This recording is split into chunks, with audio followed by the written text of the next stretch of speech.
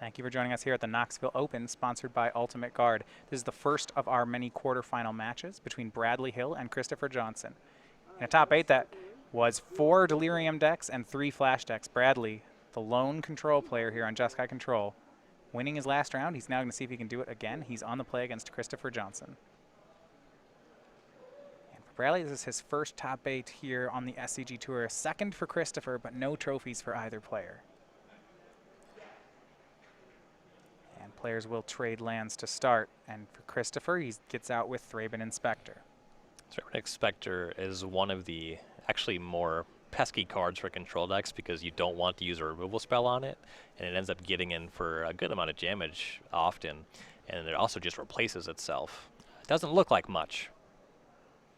Yeah, and some of the removal spells for Bradley, cards like Blessed Alliance, can really be hurt by Thraben Inspector. Yeah, he has things that Christopher chooses which creature that he sacrifices if he end up in combat, and that 1/2 can really get in the way there. Players trade lands. Christopher tries to get a second creature on the board with Selfless Spirit, but it'll be met by the counterspell Revolutionary Rebuff. And these rebuffs are going to get a lot worse as the game progresses for both players, but drawing them early and getting a spell is very powerful. Aether Hub is the turn 3 land for Bradley. Now he's got only blue-white lands in the hub, but keep in mind, at least for game 1, he does play Radiant Flames in his deck, has one in his hand already. He has access to Harness Lightning, 4 copies to potentially get more energy for the hub as well. And Glimmer of Genius, of course. 4 copies of that as well. So land and go. This is a good play here actually for Bradley. So on end step, Bradley went for Anticipate. Christopher Johnson spell quelled it, and this means the Radiant Flames is going to be able to nab both creatures for Bradley Hill. That was a very aggressive spell queller here, and Radiant Flames mana already on the table. Christopher knows there's 3 copies in the deck. So Bradley's just wondering, is he trying to get him? A potential Gideon follow-up could be bad news for Bradley, so he has to consider that. That's exactly what I was going to ask. Can Bradley afford to Radiant Flames here? He has 2 in his hand. But if he does, and Christopher Johnson resolves Gideon, are we at game over? You mentioned before just how important that card is in the matchup. And Bradley likely passing for exactly that reason. That is a lot of respect. Smuggler's Copter, the play for Christopher Johnson, leaving up 2 mana. Could be a counterspell, could just be cracking a clue. We'll see if Bradley Hill responds. He's got Anticipate, may go for that. Yeah, if you were able to, well, he can anticipate into negate, though. If his big concern is Gideon, I wouldn't really care about pulling the trigger there. Well, Bradley Hill, he doesn't have 2 Radiant Flames. His hand is a Radiant Flames, and Anticipate, and a Harnessed Lightning. So he gets to decide now, you know, lining up which kill spells he wants on which creature. The unfortunate element is the Harness Lightning would cost him his energy through his Aether Hub, and also he would have to spend 3 energy to kill the relevant creatures here. Then he can't Radiant Flames. So he'll go for an end step Anticipate. Took 3 that turn, dropped to 15. And it looks like there might be a Revolutionary Rebuff in Christopher Johnson's hand. So not just clue mana up, he also has the counterspell. Port Town, the draw for Bradley Hill. Yeah. Plays it untapped thanks to the island in his hand. Still no non-hub red sources. So he only gets one of these 2 red cards, huh? Yep. He'll go for Radiant Flames, now with 2 mana up. And that's going to resolve. Here's the Anticipate. I'm interested. So Christopher Johnson has Revolutionary Rebuff. If he had cast it, do you think Bradley Hill would have paid? It would be a test for sure. He really wants to represent, at least represent a counterspell against a potential Gideon. Well, he gets the Anticipate back, selects a card, and passes the turn. So that is most of the pressure taken off the board. We go back to Christopher Johnson. He's got 2 more lands. He's got a counterspell.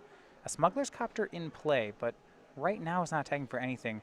And he's going to go straight for Archangel Avacyn. This is main phase on the 4/4.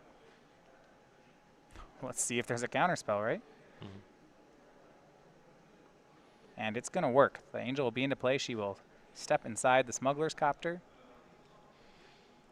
and fly on over for 3. Here's a loot. Draw and discard. Draws Stasis Snare. Looks like he's going to get rid of the Port Town in his hand. Still another Plains for lands in hand as well.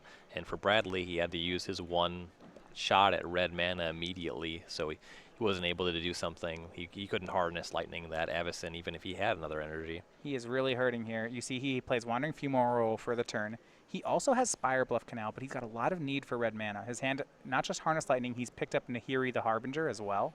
Unfortunately, Avacyn doesn't often find itself tapped. It was last turn, actually. It was. And I was thinking, wow, that's... And Christopher's going to give it to him, do it again. Oh, wow. So this is great, actually. Avacyn's going to crew the Smuggler's Copter.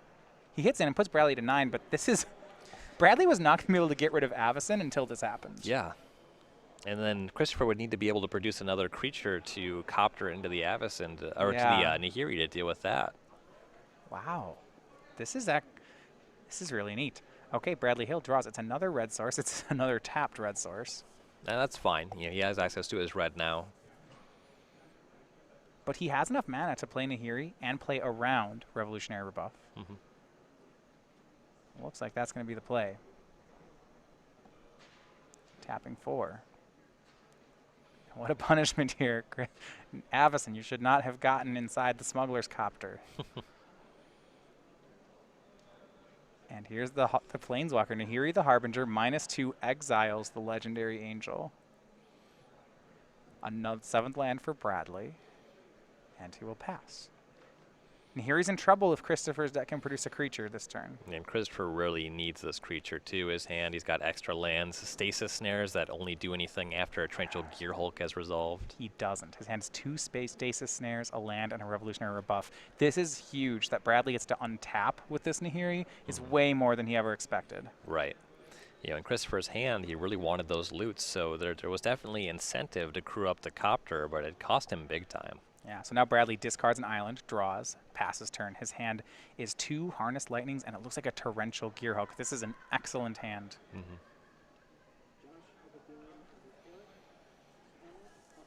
And now with the Nahiri up to 4 loyalty, even the Thraben Inspector crewing up the Copter won't quite be able to take it down. Right, so this time Thraben Inspector will try to drive the Smuggler's Copter, but Bradley will harness some lightning to shoot the Copter. In response, Christopher's going to crack the clue, try to find something, and it's just a land. That's not going to play. 2 lands, 2 stasis snares, and a Revolutionary Rebuff.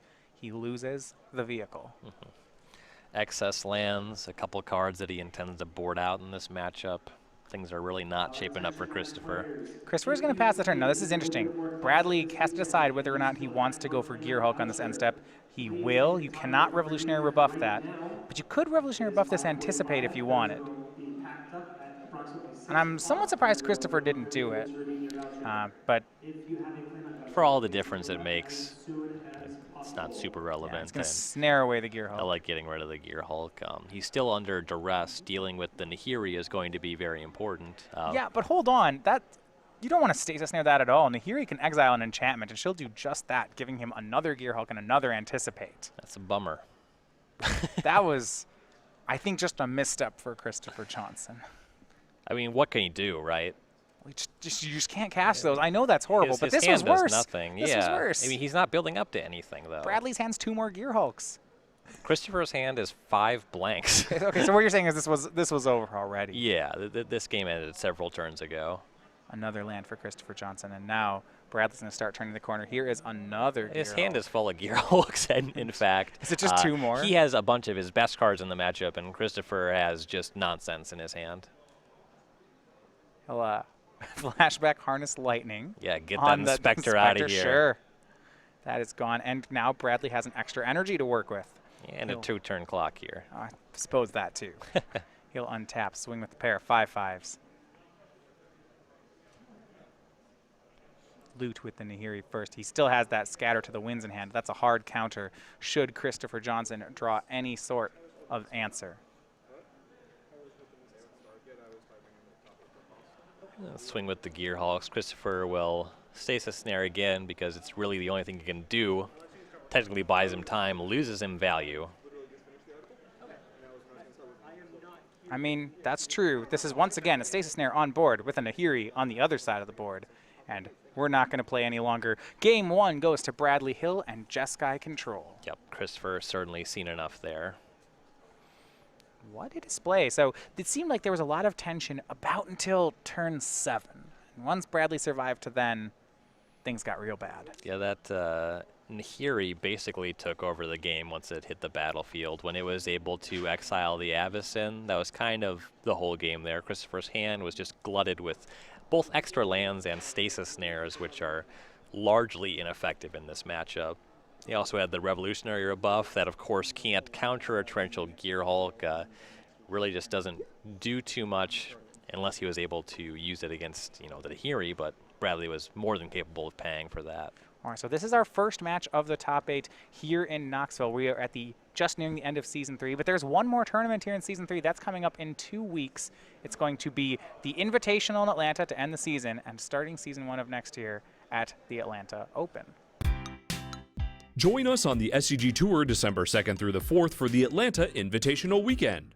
Starting Friday, qualified players compete in Standard and Modern for a spot in the Players' Championship, a custom SCG token, and a chance to play on the Magic the Gathering Pro Tour. On Saturday, compete in the Standard Open. Every participant gets a playmat featuring Smuggler's Copter, plus our latest Invitational Winners token just for playing. The top 8 finishers earn a spot in an upcoming Invitational and get one step closer to the Players' Championship. On Sunday, choose between Modern and Standard Classics. All participants get an Invitational Winners token, Modern players receive an Ether Vial playmat, Standard players receive a Smuggler's Copter playmat, and the top 4 competitors in each classic qualify for an Invitational. There's plenty more to do in Atlanta. All weekend, play in side events and earn tickets to spend at the SCG Prize Wall. And don't forget to tune into SCG Live as Cedric Phillips, Patrick Sullivan, Matthias Hunt, Ryan Overturf, and Nick Miller bring you coverage all weekend long. The Atlanta Invitational Weekend is December 2nd through the 4th. Greatness begins here. So that's in 2 weeks in Atlanta, the Atlanta Invitational. Now back in our top 8 here in Knoxville, Bradley Hill and Christopher Johnson head toward Game 2, along with the other matches in progress.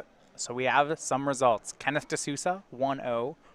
Up a game on Grant Christopher in the Delirium Mirror. Brad Nelson with Delirium wins a game over Emma Handy as they go into Game 2. And it is Joshua Mason with Blue-White taking Game 1 over his opponent Eric Flickinger. So going into the sideboards here, we're going to go back to White-Blue Flash. We've got 2 Fragmentize, 2 Blessed Alliance, 2 Immolating Glare, 2 Negate, a Quarantine Field, 2 Gisela the Broken Blade, and a Bruna to go with them, 2 Jason Raveler of Secrets, and a Linvala the Preserver. Now a lot of these cards seem to let Christopher become a control deck when he wants, but what happens when he's actually facing a control deck? So these cards do not line up against true do-nothing control especially well. The negates are good for buying time. You can use them to counter the Planeswalkers out of Bradley. That's very good. Can't counter a Gearhulk. There's really nothing you can do about a Gearhulk here. So once we get to that phase of the game, Christopher's in trouble. The most important cards he has when we get there are going to be these Giselas and this Bruna to try to assemble Bricella. Maybe you can steal a game that way. Of course, that doesn't really do a lot against Blessed Alliance. So the lines here are pretty slim. So he's going to be bringing in negates and Jason Raveler as secrets and just kind of crossing his fingers and hoping for the best. I suppose if Gideon's his best card, Jace could be very good in this matchup if he somehow resolves it. Yeah, getting the Planeswalkers on the battlefield are the only way he's going to be able to keep pace with Bradley's simple spells like Glimmer of Genius. Yeah. On Bradley's side, he's actually got some tap-out threats of his own, but we'll go over it. Full 4 Spell Quellers, 3 Gideons, 2 Brutal Expulsions, and then a Linvala, a Blessed Alliance, a Negate, a Descend Upon the Sinful, and a pair of Summary Dismissals. So we saw him playing against Chris Anderson earlier in the tournament. Certainly the Descend Upon the Sinful is there, way to sweep to the board. He's brought in Spell Quellers as well. I imagine a lot of the ideas just to engage in combat with flyers. That seems totally reasonable. Yeah. Linval is a giant flyer. That seems great. Go up on Blessed Alliance. Why not? Negate for Gideon seems significant. I would certainly be bringing that one in. And probably the Gideons myself, just to keep pace with the Gideon that might sneak through. Just another haymaker on your side as well. I really think this 4 Spell Queller sideboard is pretty interesting. There's this bind that control decks can frequently do where your opponent boards out all their removal, so then you board in some sort of creature-based threat. We've seen it with cards. There's like a history of cards that does this. Stuff like Night Veil Spectre used to do that out of control decks. Spell Queller seems like a great option, just I would think in most matchups. Yeah, Christopher doesn't really want any removal spells. He's getting rid of these stasis snares. They were horrible there, and you can use Spell Queller to take a Gideon, Christopher's best card. Yeah, you can block Selfless Spirits, you can block Thraben Inspectors. This is pretty good. Christopher Johnson, the 5 seed, he'll be on the play for this game. He is down 1. Last game, for a while, it seemed as though Christopher might be able to win it. Yeah, there was just kind of the writing on the wall of how bad his hand was shaping up to be. Yeah, It eventually just caught up with him. so both players have kept their 7. We're underway for game 2. Island the start for Christopher Johnson. No Thraben Inspector. For Bradley, of course, it's just a land. It's a Wandering Fumarole, though, to help his colors. And Christopher will make the first threat in Selfless Spirit.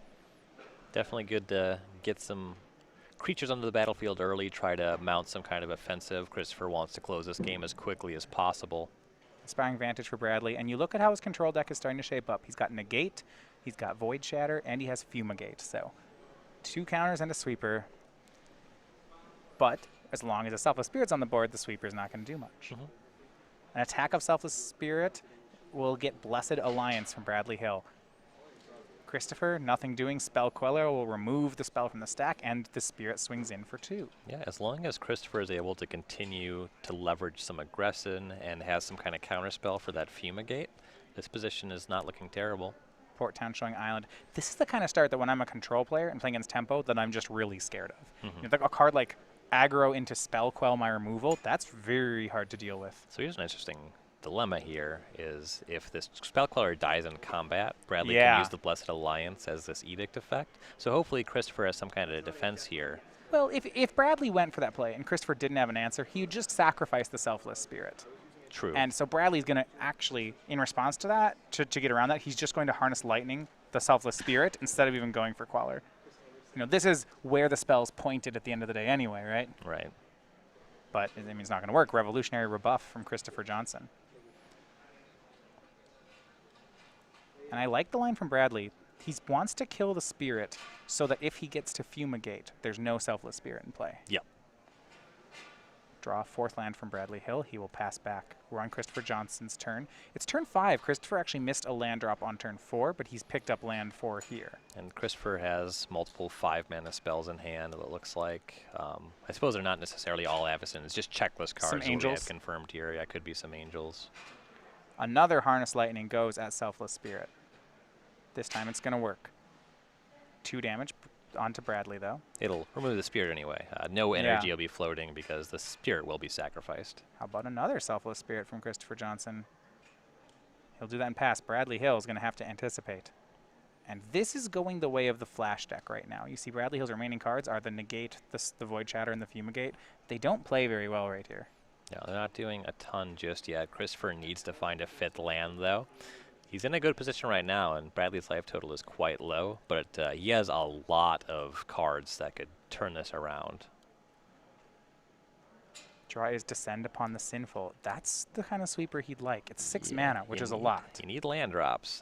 I'm not seeing a land in the hand. He'll say go. Looks like he anticipated into Spell Queller, so he could have a blocker here.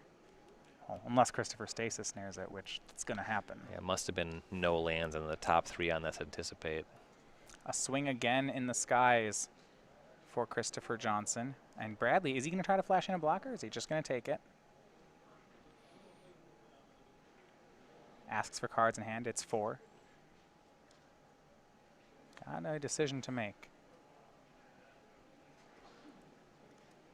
He has counter spells to leave up. If he goes for the spell card play, he takes down his counters. He will. Here's the 2-3. Now we'll see whether Christopher lets him block. I don't think he's going to. Here's Stasis Snare. Yep. And, the Stasis Snares were poor in game 1. Christopher anticipated the Spell Quellers being here, so that would be a reason to leave in some number of the Stasis Snares. Yeah. Bradley goes down to 8. No land for Christopher. But no land for Bradley meant if he had the 5th land, he could have negated there. And a huge draw right now, actually, though, for Bradley Hill. Draws Nahiri the Harbinger. That will take care of either creature. It exiles. Yep, that's significant. So here's Could also Nahiri. just take care of the Stasis Snare. Ooh, I like that too. And that's what Bradley Hill's going to do. Get rid of Snare and say go. Now, actually, tell me, I want to talk about that for a second. Why remove the Stasis Snare instead of just hitting one of the creatures? So now he has a threat here. He can divert both attackers to the Nahiri. He wants to for sure use that to get rid of the Stasis Snare eventually. He's going to have more stuff that can deal with creatures. The Spell Snare, or the Spell Queller, forces a different kind of action. I guess he would be true. Yeah. He's going to play Gisela the Broken Blade. Christopher can get the Nahiri if he's willing to trade Selfless Spirit for it. And it looks like he is. And this is a big win for Bradley. He loses the Planeswalker, but Christopher loses the Spirit. If Bradley draws a land, he gets to Fumigate. He does not a not. land. It's a Spell Queller. That one's not still horrible, fine. yeah. Christopher himself is also looking for a land to start casting. I believe it's Avacyn in the leftovers. We'll find out.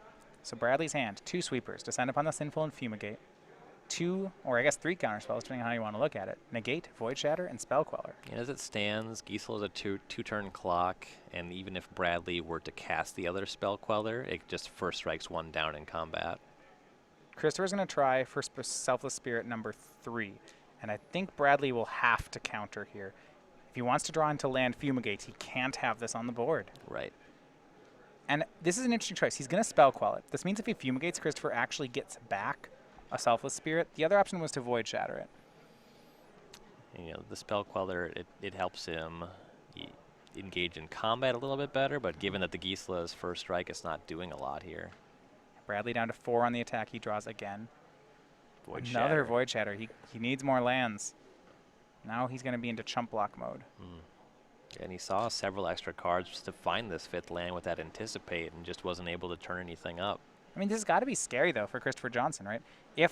What if at any point here, you know, Bradley just harnessed Lightnings down the Spell Queller, gets the Blessed Alliance, sack the Gisela? These are all scary things. Yep. Land. So now Christopher has the lands. So whether it's Avacyn and he has access to it already, or he just needs a 7th land to Bruna, Christopher's got some stuff going on in the tank, too. Bradley Hill finally hits land 5, but it's an Inspiring Vantage, so it will enter the battlefield tapped. End step, Avacyn. Absolutely not, says Bradley. Exiles it with a Void Shatter. Christopher has another Stasis Snare here that'll end this game. Smuggler's Copter, the draw for Johnson. He can swing both. Bradley has to block the 4-3, so he'll go down to 2. He'll give Christopher back the Selfless Spirit, which means his Fumigate is no longer good, but Bradley needs untapped land here for that Yeah. Descend upon the Sinful. Smuggler's Copter for Christopher. Is there Delirium in Bradley's yard? Planeswalker, instant creature. No sorcery. He found the land, though. He's dead to any follow-up, and then Smuggler's Copter, though. Right. If he had the 4th card type in his graveyard, this Descend would make an Angel, and he'd actually just be pretty safe. That's not going to be the case. But he does get, he's not actually dead, because when he descends here, Oh, he gets to gain 4 life. he gets to gain 4 life. Not bad. Right. Here's Descend upon the Sinful. It exiles all the creatures. Blessed Alliance. Yeah, gain 4. Bradley goes to 6. And we might yet have a game. Christopher gets 1 turn to resolve whatever he wants, but if Bradley untaps, remember, his hand is double Void Shatter. And Christopher has a 6-mana 5/5 here in Linvala. he's going to go for it. His last card, Spell Queller. He'll crew the Copter. Christopher thinking about whether he wants to loot. I certainly would. Yeah, okay, draws a Plains. We'll discard that. But Bradley goes to 3. Some other matches starting game 3s, Kenneth D'Souza and Grant Christopher going to 3. Eric Flickinger and Joshua Mason also going to 3. And how about Linval the Preserver? Bradley's got one of his own. Gain himself a little bit of life and have parity against Christopher's 5/5. So I actually need to correct myself. The card that I believed was Fumigate, I think was just Linvala this entire time. So his hand is still Negate Void Shatter. Kind of serves the same purpose, but gains him more life than Fumigate on this board. Spell Queller's the play for Christopher. He will crew Smuggler's Copter. This means that this attack is lethal. It is 8 points if he makes it. Yeah, and he really wants to loot. He has basic island here. If he finds another Stasis Snare, this just wins on this turn. A loot, he'll discard an island. His next card is Jace, though. Smuggler's Copter did a lot of work. He swings. Bradley goes down to 3 and eats Smuggler's Copter. Unfortunately, that Jace is close to 0% to resolve on the following turn. Yeah, absolutely not. And Bradley, a great draw here. It is a Harnessed Lightning. That answers the board right now. And the control player may have just hung on long enough. We will see. Go to Christopher Johnson. He's got Smuggler's Copter. Jace. And only the mana for 1, 6 lands in the battlefield. Yeah, 7 means he might actually get one of them down. Mhm. Does he want to attack? He'll start with Jace, Unraveler of Secrets. There's just no way. Negate.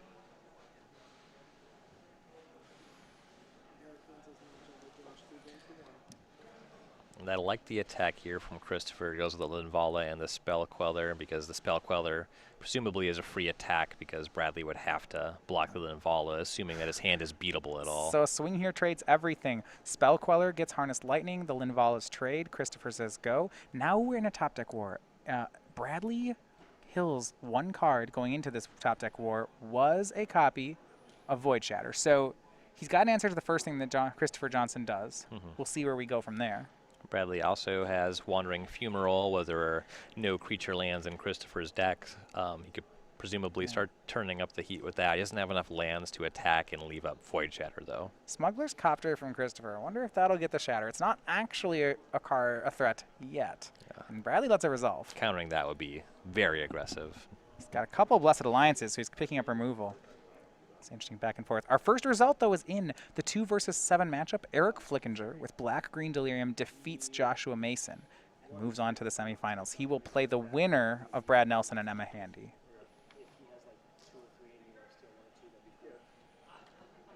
So an attempt at Gideon from Christopher there. That was his top deck. That'll get the counter spell out of Bradley's hand for sure. Yeah, much better target for Void Shatter than the Smuggler's Copter would have been.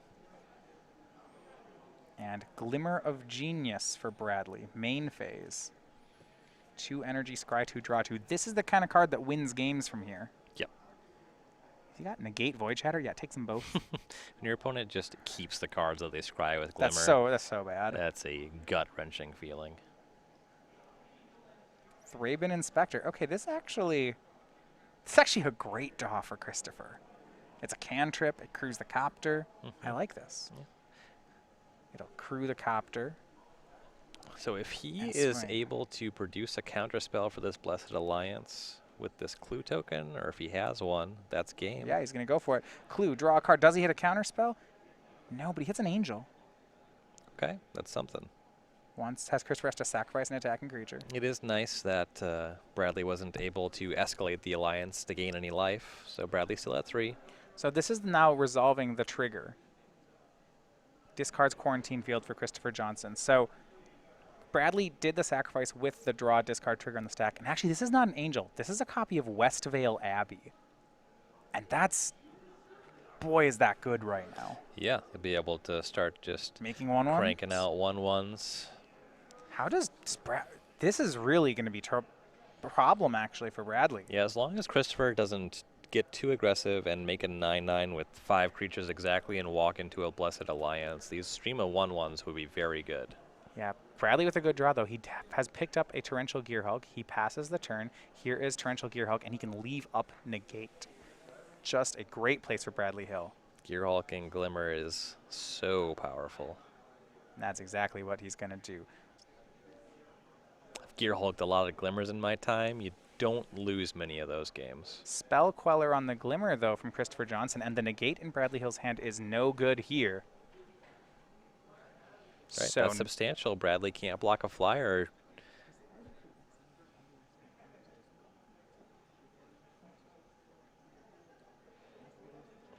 And I believe it looks like Bradley still has another Blessed Alliance, so that'll help him in the face of the Spell Queller, and then Negate back up.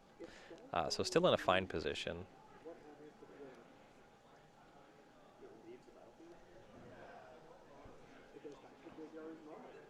Okay, so if... All right, so Spell Queller swings. Blessed Alliance is the play.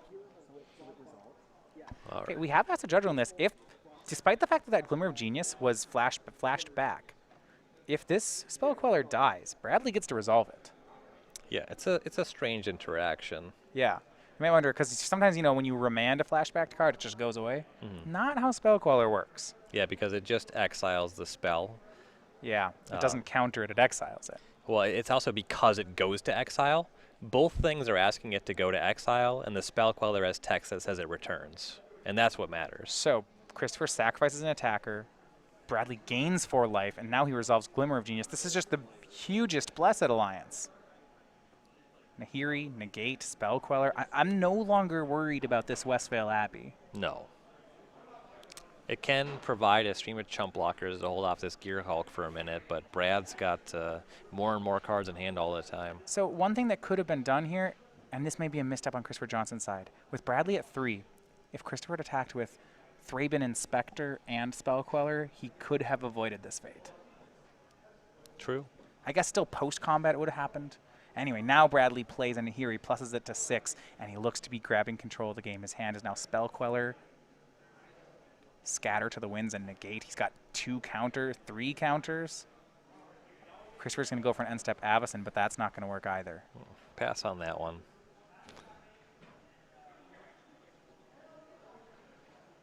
Scatter to the Winds, a straight counter spell.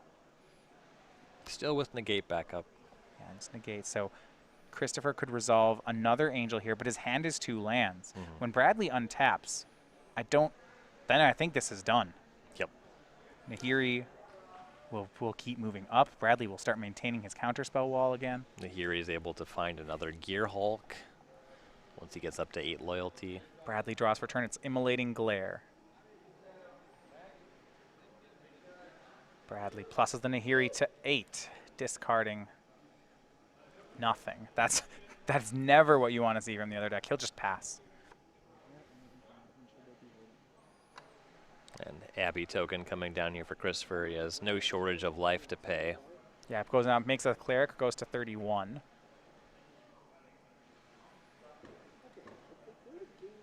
Another land off the top for Christopher, just sitting there with 3 lands in hand.